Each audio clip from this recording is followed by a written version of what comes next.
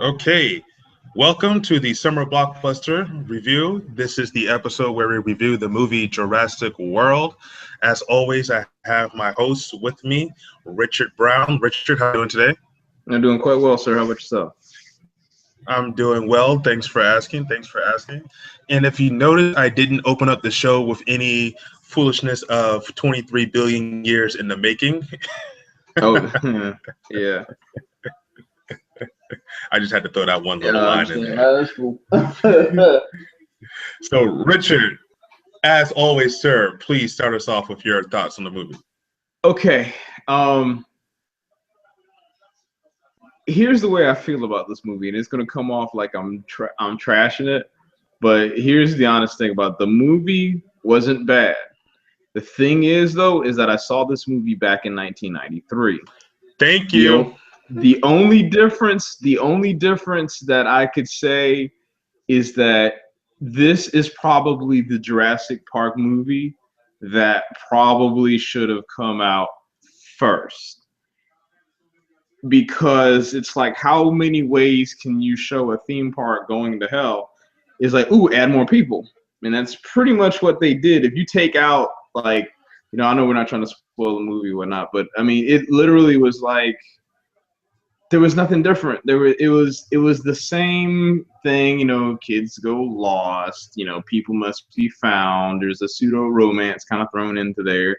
You have, the rich billionaire tycoon has a good heart, but at the end of the day, it is still for profit. Like, all those things are there. It's just that if you just take one character out, put another one in, and instead of that person surviving, that person dies. I mean, it's like all it is kind of like changed a few elements of it up, add more people, and put in some really awesome special effects, and that pretty much covered the movie. So that's kind of that's Okay. kind of where that's kind of where I sit with it. It's not like it was bad. It was like, oh, there it had its moments. It definitely had its moments. But again, it was Yeah, more yeah, I'm of sorry. Let it me was more of pause the you same. right there. Yeah. I really feel the same way with you in this movie. If you just take everybody from the 1993 cast and replace them with the 20 cast, this is functionally the same movie. Do the Right. special effects really look that much different? To tell you the honest to God truth, looking at the 1993 Jurassic Park and looking at the 2015 Jurassic World, 93 version still holds up till today, Yeah, and that's what's 22 years scary later. about it. I would Yeah, agree. That's what's scary about it. yeah. No, But the yeah, other movie did a that's lot. honest to God, that's what's scary about that movie, is But that the, it the holds up the today. thing is with that movie is that they did a lot more practical effects, and I think that's why. Uh, And yeah. because they didn't have as many CG shots. But go ahead and finish what you're saying. I'm sorry. Yeah, this movie, I don't want to piggyback completely off of what you said. I just think if you look at this, they don't want to say this is a reboot, but essentially it is, because you just Right. changed Park the World and you have a fresh new lineup of cast that is younger that you can still work with. Even though I would have loved to see Jeff Goldblum make an appearance in this Yeah, movie, I agree. I would have loved to have seen that. Uh, this movie here, it pretty much it throws little subtle hints into the Hmm. movie about the very first one that if you've seen it, you get it. But if you haven't seen it, they cover it. They make it relevant anyways by letting you know, Right. oh, this is what's part of the first part. You're thinking, oh, okay. This movie, I don't want to say was a poorly acted movie like Jurassic, what was it, Lost World and Part 3. Those were Part poorly three for acted sure. Yeah. movies. Yeah. This movie definitely has its moments with throwing dinosaurs at you, and awesome sound. And I want to I get on a little agree. sidebar here. And in 1993, when this movie came out, won't tell you how old I was, but I was still fairly young. And I just remember being freaked out because you could hear bones breaking and you could hear the dinosaurs chewing. So when I saw all the kids in here, I'm just thinking, if I had a kid and I saw the original in 93, I wouldn't bring my child because I know what's coming. This isn't new. I mean, you Right. shouldn't be shocked when your child starts screaming in the theater. And when they took the child out of the theater, instead of using the door that you have to walk down the tunnel, no, they go out the side door and put a bright shining light that you just see every head just turn and go, really? You chose that door? You know you can't get back in, sucker. And so, oh man, yeah, I can't make that up. That actually really happened. So yeah. I want to spoil this movie, so let's get into the spoilers. Richard, you go ahead. You know what, man? All right, so here's from a spoiler perspective. I didn't really care about anybody or what happened to anybody throughout the course of the film. I mean, Chris Pratt's character was funny, but the thing, I guess, it's like his addition being there, I think would have worked. Because, all right, here's the general plot of the movie, right? So, you know, of course, it's 20 years later. You know, they finally got a way to get this thing together somehow. Because I don't know about you, but if this would have happened in real life, that part would have never have opened, period. But so we just have to take suspension of disbelief, because you basically had 3 movies where dinosaurs did something real dumb, and then you're gonna say now we're gonna open up a theme park around it. It would have been better if they just literally tried to reboot the franchise. And the reason why I say that is because, all right, so you have the franchise element of the movie itself, okay, like the park, all right?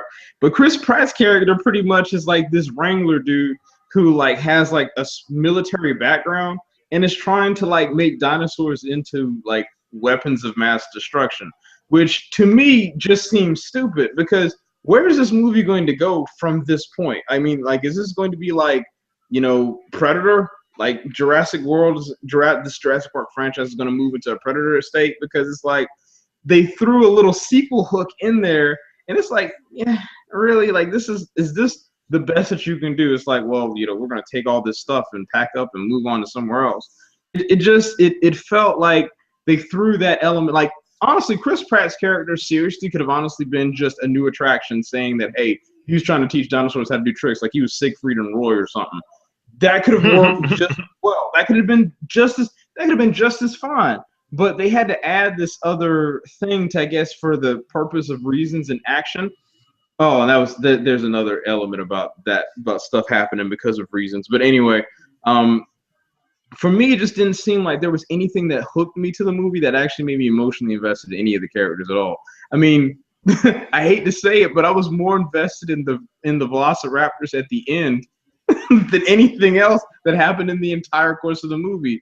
And it's because it actually felt like there was some sort of development going on in those 4 dinosaurs that wasn't present in any of the human cast, because pretty much the human cast was, all right, go from here to there. Okay, they're not here, go from here to there. It was just a series of, okay, well, we got to show a dinosaur kill stuff, so because of that, people are going to go in the direction of the dinosaur. It wasn't like there was it's the same thing from the first movie. It's like I can pretty much see where this is going. You know, you see it plain as day that everything was going the way that it was. It's just, I don't know, it just felt like I didn't care. By the end of the movie, I didn't really care. It was like, oh, okay. Like, I mean, I would love to watch this movie. Like, if it was on sale, like, I only saw it for $6.50. I was in Pawleys Island this weekend. My girlfriend, she was in a wedding. But I saw it for $6.50, and this movie to me, and I know this is gonna sound bad saying it this way, but this movie to me is on par with like the Hercules movie that came out, not the first one, the one that The Rock did. Like, it's pretty much on that level to me. Like, it's like I spent $6.50 to see it, and I don't really think that I didn't get anything more than what I expected, but I didn't get any less than what I expected. Like, I kind of expect this movie to be middle of the road. And I walked out of it, and I was like, okay. It just was like, all right. Like, the last fight was cool. That was awesome. That one part was fantastic. But yeah, there wasn't really too much else that was like that I didn't see from the first movie. Like, it's like, okay.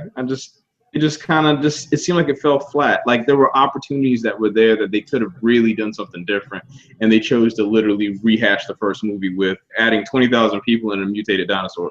That's it. Yeah, I'm so glad you said that, because I thought I was the only person that realized that. Because I was like, instead of the kids being stuck in the park in a Jeep, they're actually stuck in the park in a gyrosphere. Right. You know? Instead of the kids being chased by the Tyrannosaurus Rex, they're being chased by this mutated dinosaur.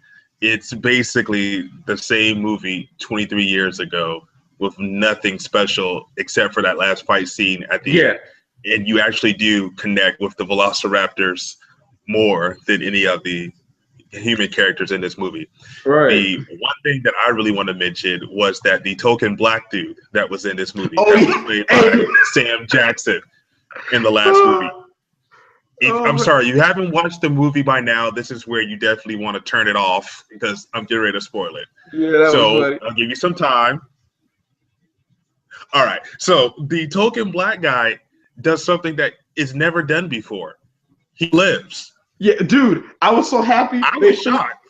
They threw him in there like at the end of the movie, and I was like, oh wow, that actually happened. So the movie gets a little bit of a bump for that one factor alone, because I was seriously thinking like, oh, he ain't go, like I seriously discounted him by the end of the after the Raptors attacked. I was like, yeah, he ain't gonna make it. Here he goes, token black. Bam, they got it, and then all of a sudden I'm like, oh, they cut away from it, but we didn't see him eat. What? Hey, what's going on? And then all of a sudden they showed him again. I was like, he survived? Oh snap!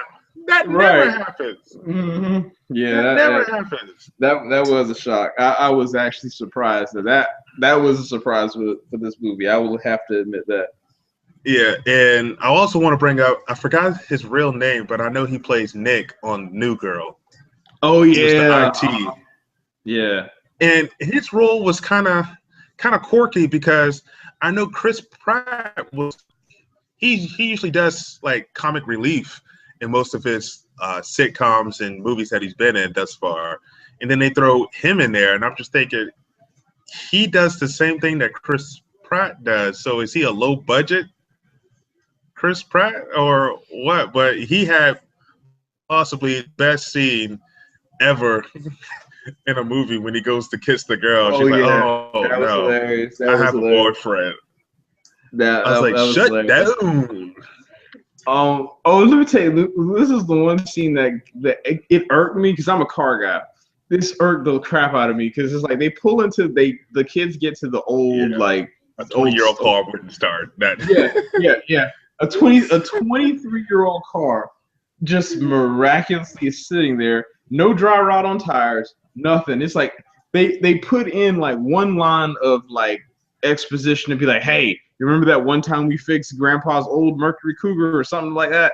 And it's like, oh, okay. And then they showed them literally, they just showed them change the battery and start the car. I was like, oh, please, Here comes the nerd in me. Gasoline evaporates people. Just a little FYI. Gasoline will evaporate. And I think over 20 years, even a full tank will evaporate. Positive. That would happen. I was like, man, come on. Like, it's just, I mean, I understand. I mean, suspension and disbelief is fine. But I would at least like to see them, like, maybe change a tire. They would have done something else other than just literally change the battery out and start the car. But like, ooh, it works. I'm like, oh man, please, come on. Like, it's like a lot of this movie felt like it was like plot points and convenience factor just played into every single thing. It's like things went wrong because they had to, not because people are stupid. Like, I mean, they gave the Indominus Rex all those like special powers pretty much. And I'm glad you mentioned that. Sorry to cut you off. So you introduced me a dinosaur that can cloak itself to where it doesn't have a thermal signature.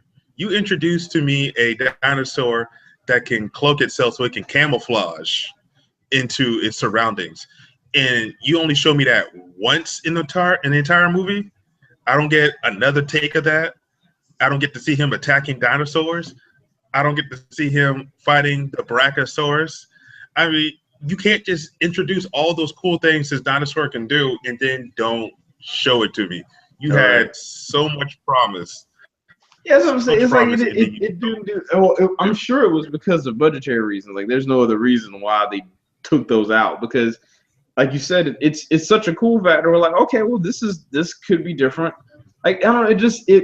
If you took out the way I would say, the way I describe this movie to somebody, I said if you took out what's his name, the heavyset guy that played in the first movie, the hacker, If you took him out and replaced him with Indominus Rex just coming in and breaking stuff, that's pretty much what set things in motion. Like excuse me, got out of the pen and then pretty much broke everything from then up. Like it was like, it wasn't no magic hacker or anything like that. It's just like the park failed because one dinosaur got out. I was like, okay.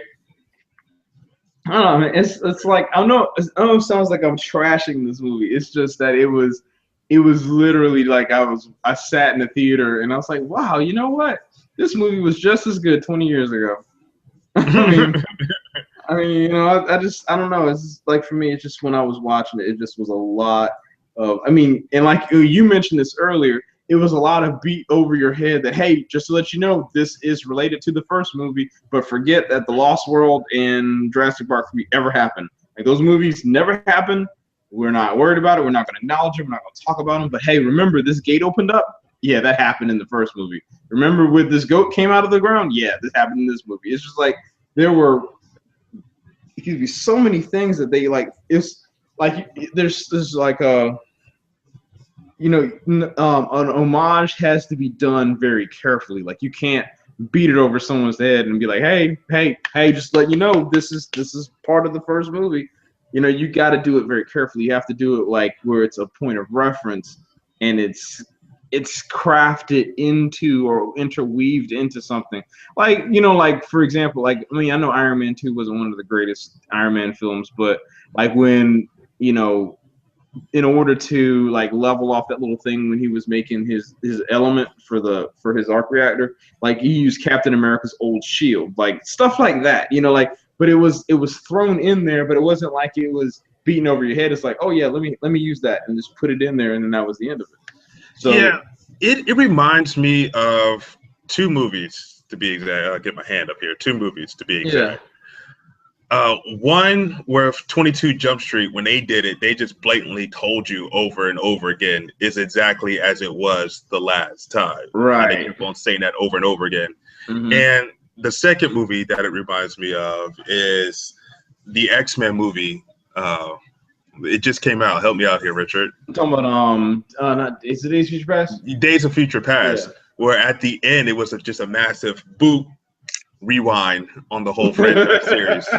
Because I mean, basically that's what they said. Okay, look, we have a new audience out there. All these teenagers who saw the first movie in 1993 are now adults. They have kids. Let's just see if we can get their kids money now and watch the movie, because kids are going to love dinosaurs no matter when they're born.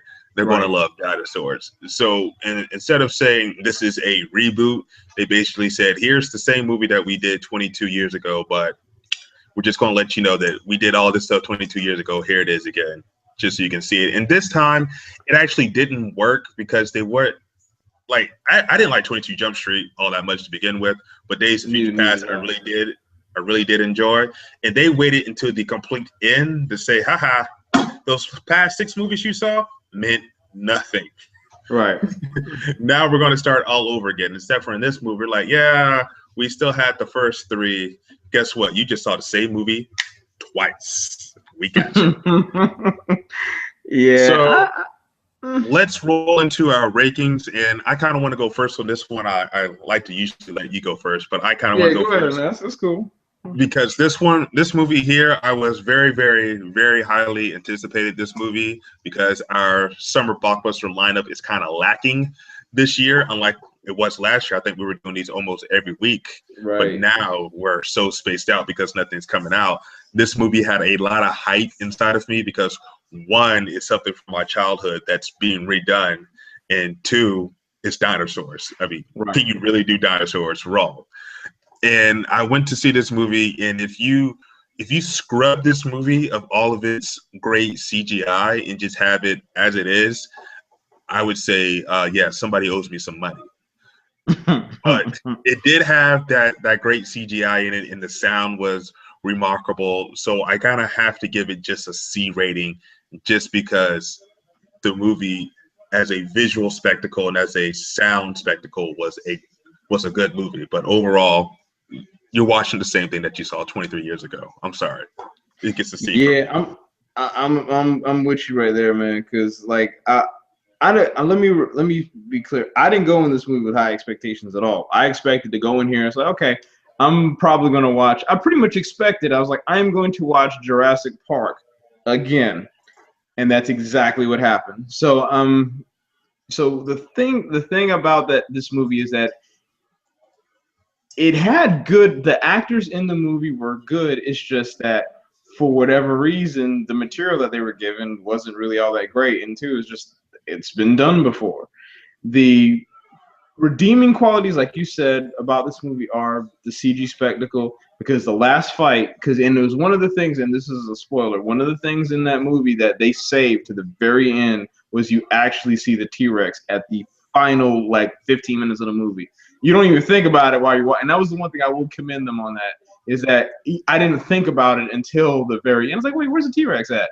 And then you see him, and then it's like the T-Rex comes on, and then one of the raptors and the T-Rex team up on the Indominus Rex, and that fight was actually, to say from a standpoint of like, these are dinosaurs going at it, that was probably like worth $4 out of the $6 that I spent. But other than that, but you gotta wait 2 hours and some change to get to that point. So it's kind of like, wait till someone rips it and puts it on YouTube, and you'll be just fine. So again, I'm in the same boat with you. It's like it's literally watching Jurassic Park again 20-something years later. It's like if you completely, like, you can pretty much completely forget that the first movie actually even existed, except only in reference or only in name, only in times where it's mentioned, and you'd be completely fine. Like, there's not even a need to go back and watch that first movie. So overall, I'm with you. I would say I give this movie a C as well, because it's just okay. Can't say don't see it. I would say that if you're going to go see it, don't pay full price for it. Just, hey, if you got one of those free movie ticket things and you can finally use it as where it's not a pass, hey, go for it. But beyond that, yeah, if you're better off honestly just going back and watching Jurassic Park again. And then, whenever this comes out on Redbox, you'll be like, oh, okay, I can totally see what they're talking about. So that's where I'm at. Cool deal. So, upcoming movies. I think the only thing that's coming up, man, is Terminator Genesis. Yeah. Which, and I'm be honest, it's like, I want the movie to be good. I actually think, and I think it might be. I think it may possibly be a good movie because, Mad Max Fury Road, I had no expectations from it, and I actually really, really enjoyed it. I actually enjoyed it a little more than the Avengers. So you have that movie, and I think, what's the other one? Ant-Man? Well, Ant-Man is August, I believe. Oh, crap. So we got like a whole... Yeah, the only thing that interests me is The Man from U.N.C.L.E. and Mission Impossible, which are both in July. I forgot about those two. I totally forgot about those. Yeah, I do want to see those two. I will go see those two. Mission Impossible, definitely, and I keep forgetting about it, but Mission Impossible definitely will go see. And The Man from U.N.C.L.E. I will see. Oh yeah, and Pixel. You talked me into go seeing Pixel. Oh yeah. It's like, sometimes I think about the movie and I might want to retract that statement, because the fact that Adam Sandler and Paul Blart are in the same movie just kind of Kevin James. Kevin James. Kevin James. I'm sorry. The fact that the two of them are in the same movie, it scares me. It's such a different concept, and I'm glad to see something new, because if you look at the lineup of all the movies that have come out, there's nothing really that's new. I mean, unfortunately, Tomorrowland didn't do anything, is my understanding of it. But and I still got a free movie ticket, so I might just go see that one just cause, and then I'll report back to you whether or not it's worth seeing or not. Because I heard it was actually decent. It's just that nobody saw it because Disney didn't know how to market it. Pixels, I'm interested in seeing still, but I don't know if I'm like hard up for going to see it still. I'm just kind of like, okay. So yeah, but Terminator Genesis right now, if I had to say a movie that I'm kind of like, I don't say amped for, but Terminator Genesis is probably the one where I say if I was going to look kind of forward to a movie. And the main reason why is because that trailer, I know it kind of spoiled a plot point, but I think in a way it helped the movie a little bit, because now it's like, okay, well, now we got to figure out how they're going to fix this. So I'm just it's kind of seeing how that's going to backplay itself is going to be interesting. So that's the one right now. So talking about Terminator Genesis, this movie is probably going to get me like Jurassic. Well, I shouldn't say get me like Jurassic World. I'm in the same boat as I was with Jurassic World as I am with Terminator Genesis, because in 1992, when Terminator 2 came out, that was the first rated R movie that my parents ever took me to go see. Really? Okay. So, yeah, I remember that to this day. I remember it came out around my birthday. Wow. And I loved the first one. I saw it many times on TNT, wasted 3 hours just watching it over and over again. So when the movie came out, I wanted to go see it, but I was nowhere near 17. And ironically, my mom actually took me to go see it because I kept on begging and begging and begging. I want to go see this for my birthday. I don't want anything else for my birthday but to go see that movie. And my mom wound up taking me to go see that movie. So as a child, I remember this movie, and I probably watched it maybe close to 100 times when my dad brought home the VHS. Wow. Just dated myself. I remember that. So, like you said, in the trailer, they do kind of pretty much just take Terminator 2 and just rip it in half with just the 3-minute trailer. So I'm very, very interested. They tried to actually reboot this a long time ago. That was Salvation. That was Salvation, yeah, because Rise of Machines was just pure garbage. Yeah. Yeah, Salvation was the reboot that just completely failed. And then now you got this right here. So I'm kind of stoked about it. I want to go see this. I want it to be good. I don't know if it's more of there's really not that much coming out, or it's something again from my childhood being done again. So I think it's more. I think nostalgia glasses are on that one a little bit, just a little bit. I think that if the right care is given to it and they don't completely just crap on the franchise like the third movie did, I think it'll be okay. Like, as long as the movie doesn't suck, which, again, like, I'm not saying Jurassic Park sucked. It's just Jurassic World. It's just that it was just okay. And if it's just okay, the movie's going to do well. But unfortunately, that also means that if the movie does well, it's going to be additional movies. I don't see where they can go with Jurassic World, so whatever. Terminator Genesis, though, however, since it is a quote-unquote, I don't want to say it's a time travel reboot, kind of like Star Trek, I'm interested to see where that'll go, because that means they can have a whole nother set of stories that they can pretty much invalidate all the other movies that came before it and then keep on going, just like Days of Future Past did. Cool deal. So let's go ahead and wrap this up. And I kind of bad on my part. I forgot to tell our viewers that we have a Q&A. I've seen we had a couple viewers pop in and out while the show was going on. So if you had any questions, you can submit them real quick and we can discuss them while I go through our closing remarks. But as always, Richard, tell the people how you can be reached. I'm sorry. Yeah, facebook.com/Optimus124 or gplus.2/Optimus124.